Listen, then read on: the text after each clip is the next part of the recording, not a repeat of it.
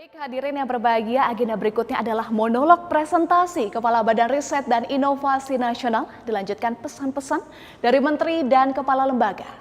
Kepada yang terhormat Bapak Dr. Laksana Trihandoko MSc, kami persilahkan Pak.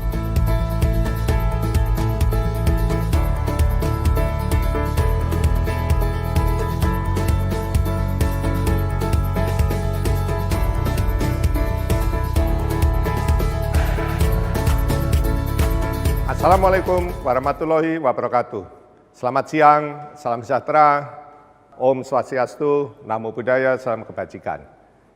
Indonesia, negara yang kita cintai ini sebenarnya memiliki semua unsur-unsur penting untuk menjadi sebuah negara maju. Potensi sumber daya alamnya begitu melimpah, keanekaragaman hayati dan keragaman budayanya sangat tinggi. Disertai juga posisi geografis yang strategis, sumber daya manusia dengan populasi yang tinggi juga merupakan modal yang besar. Namun, semua potensi itu tidak dapat begitu saja membuat kita menjadi negara maju. Kita terus perlu mendorong hadirnya inovasi berbarengan dengan penguasaan riset sebagai basis untuk pertumbuhan ekonomi kita. Untuk mencapai hal tersebut, kita perlu membangun ekosistem riset dan inovasi yang kuat, serta mewujudkan kolaborasi solid antara para pemangku kepentingan yang didukung oleh kebijakan-kebijakan terkait. Ketika ekosistem yang kuat itu terbangun, niscaya kontribusi riset dan inovasi dalam seluruh aspek kehidupan dapat semakin kita rasakan. Sumbangsi riset dan inovasi untuk menghasilkan berbagai solusi dapat menyelesaikan tantangan yang dihadapi oleh pemerintah, oleh industri maupun masyarakat. Saat ini kita sudah semakin dekat dengan cita-cita tersebut. Lahirnya Undang-Undang Sisnas Iptek nomor 11 tahun 2019 menjadi kunci dan fondasi yang kokoh untuk memperkuat ekosistem riset dan inovasi di Indonesia. Ekosistem ilmiah ini yang kita yakini bisa menghasilkan invensi dan inovasi berkualitas, ekosistem yang kita butuhkan untuk pembangunan sosial ekonomi yang merata dan berkelanjutan. Melalui undang-undang ini, BRIN sebagai lembaga pemerintah yang otonom dan bertanggung jawab langsung kepada Presiden memegang peranan dasar yang cukup vital. Khususnya dalam upaya mengintegrasikan program, anggaran, dan sumber daya Iptek, sehingga selain menghasilkan berbagai produk invensi dan inovasi, juga dapat menghasilkan landasan ilmiah dalam perumusan dan penetapan kebijakan pembangunan atau biasa kita sebut science-based policy. Sebagaimana diamanahkan dalam undang-undang ini pula, saat ini BRIN juga sedang menyusun finalisasi aturan turunan pada landasan operasional pelaksanaan penelitian, pengembangan, pengkajian, dan penerapan atau yang biasa kita kenal sebagai Litbang Jirap. Keberadaan regulasi turunan tersebut diharapkan dapat memperkuat upaya kita untuk memperbaiki ekosistem ilmu pengetahuan dan teknologi di Indonesia. Kemudian, untuk mewujudkan amanah tersebut, BRIN telah menetapkan 3 arah dan 7 target. 3 arah tersebut adalah 1. Mengintegrasikan sumber daya Iptek, yaitu manusia, infrastruktur, dan anggaran untuk meningkatkan critical mass, kapasitas, dan kompetensi riset Indonesia. Sehingga kita bisa menghasilkan invensi dan inovasi sebagai fondasi utama Indonesia Maju 2045. Yang kedua, menciptakan ekosistem riset sesuai standar global yang inklusif dan kolaboratif bagi semua pihak, terutama akademisi, industri, komunitas, dan pemerintah. Ketiga, menciptakan fondasi ekonomi berbasis riset yang kuat dan berkesinambungan dengan berfokus pada digital ekonomi, green ekonomi, dan blue ekonomi. Sedangkan yang dimaksud dengan 7 target BRIN adalah mengintegrasikan lembaga riset pemerintah yang telah kita mulai pada tahun ini. Yang kedua, melakukan transformasi proses bisnis dan manajemen riset secara menyeluruh untuk percepatan peningkatan critical mass sumber daya riset dan inovasi.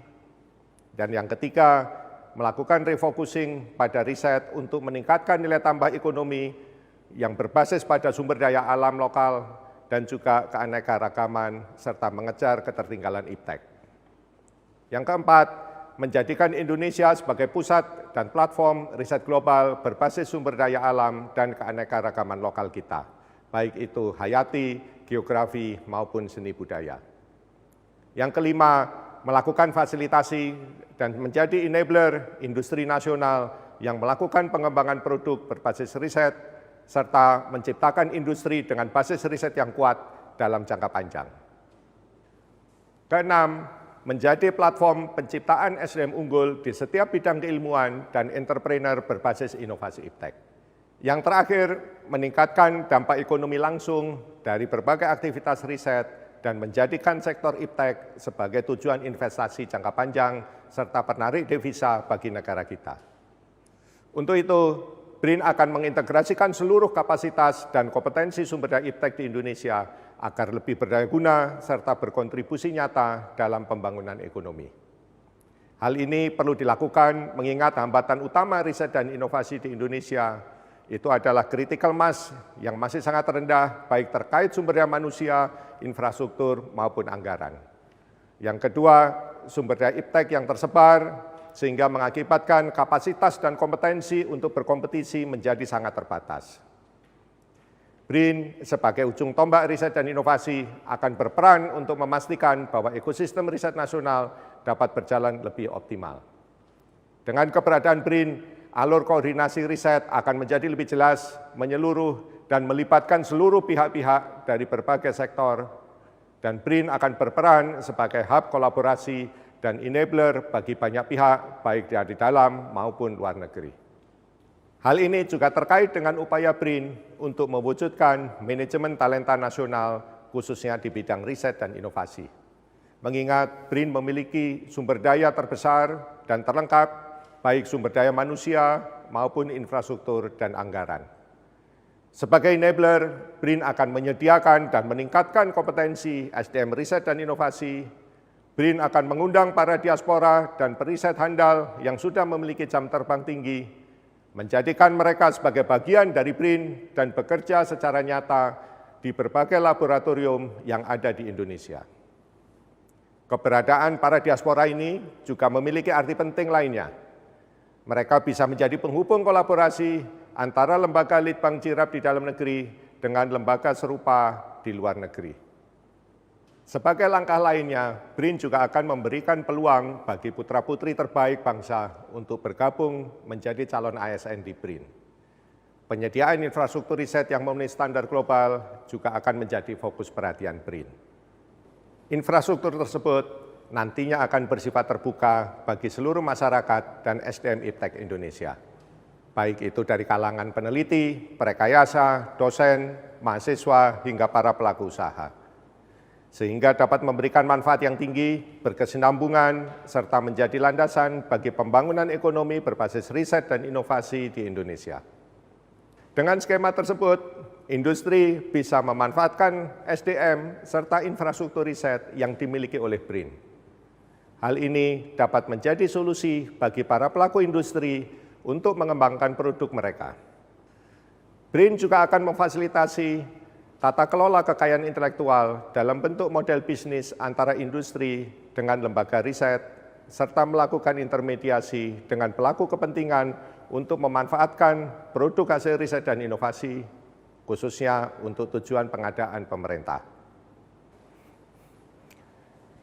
Berbagai kerjasama tersebut merupakan strategi yang akan memberikan nilai tambah bagi industri, masyarakat, dan juga pemerintah, terutama untuk meningkatkan daya saing industri nasional yang berbasis riset dan inovasi.